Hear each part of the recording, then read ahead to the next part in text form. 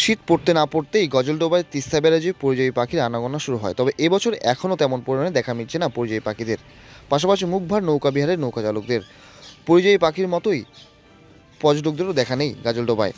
উত্তরবঙ্গের অন্যান্য জলাশয়ের মতো এই সময় বিভিন্ন প্রজাতির পরিযায়ী পাখিরা এসে হাজির হয় গাজলডোবায়। তবে এবছর দেখা মিলছে না। পরিযায়ী পাখির আসতেই যেমন ভিড় জমে পর্যটকদের, কিন্তু এবছর পরিযায়ী পাখির মতো পর্যটকদেরও দেখা মিলছে না।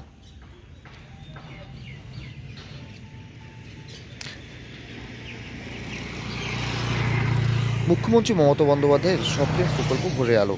হাওয়া মোড়ের পাশেই অবস্থিত নৌকা বিহার। প্রায় 100টি নৌকা রয়েছে এই ঘাটে, তবে 80 জন নৌকা চালায়।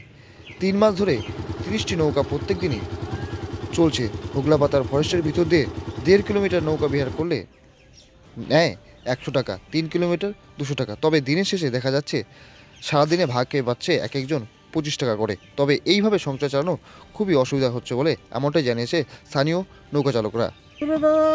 ব্যবসা বাণিজ্য খুবই খারাপ।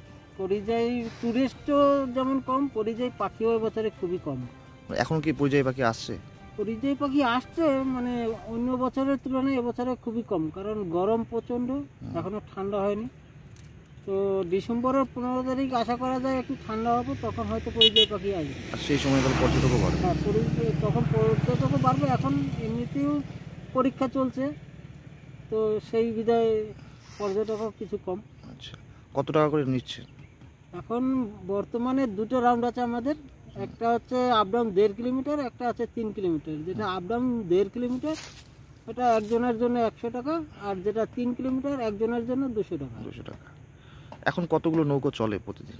এখন বর্তমানে ওই 30 থেকে 35 জন আমরা উপস্থিত থাকি, কিন্তু ওই 20টা থেকে 25 এরকম বোট চলে। সেই খুবই কম। সেই ক্ষেত্রে কতটা মুনাফা হয় এখন? মুনাফা বলতে এই গতকালকেও আমাদের মানে 27 তারিখে, আজকে তো 28 তারিখ, 27 তারিখে আমরা পুরো দিন বাদে টোটাল ভাগের পরে 25 টাকা পেয়েছি পুরো দিনের পরে। সেই ক্ষেত্রে সংসার চালাতে অনেকটা অসুবিধা হচ্ছে। সংসার চলা বলতে এখন তো চা খরচাই হচ্ছে না, একজনের চা খরচাই 100 টাকার উপরে দরকার। তো 25 টাকা পেলে পরে সংসার কিভাবে চলবে?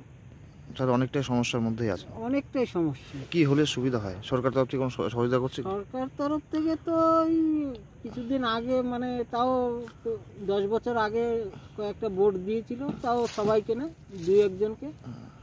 তো তারপরে এখন পর্যন্ত আর কোনো মানে সরকারি তরফ থেকে সেভাবে কোনো অনুদান আমাদের এখানে হয়নি। আচ্ছা, এমনি গ্রামের দিকে তো ওটা হয়, ওটার ব্যাপার আলাদা, কিন্তু নৌকা বিহার অনুযায়ী এখানে কোনো সরকারি অনুদান আসেনি।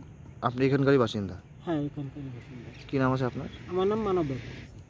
কাস্টমার এখন কেমন হয়? না, কাজ আর ইনকাম একবারেই নাই, একবারে নাই। চা খরচাটাও জোটো না, এরকম ভাব হয়ে গেছে, বুঝলেন। পর্যটকে দেখা নেই? কালকে মোটা 25 টাকা করে পাইছি কালকের দিনে। আচ্ছা, 50, 60, 70 এর উপরে পাই না। আচ্ছা, এই যে নৌকা আবার নতুন করে এসে করছেন বোধহয়, কত টাকা খরচা হয় নৌকার পিছনে? এটার পাশে 50,000 টাকা খরচ গেছে। আর এখন তো এটা আমরা আলগাত্তর দেওয়া হচ্ছে। সেই ক্ষেত্রে কেমন খরচা?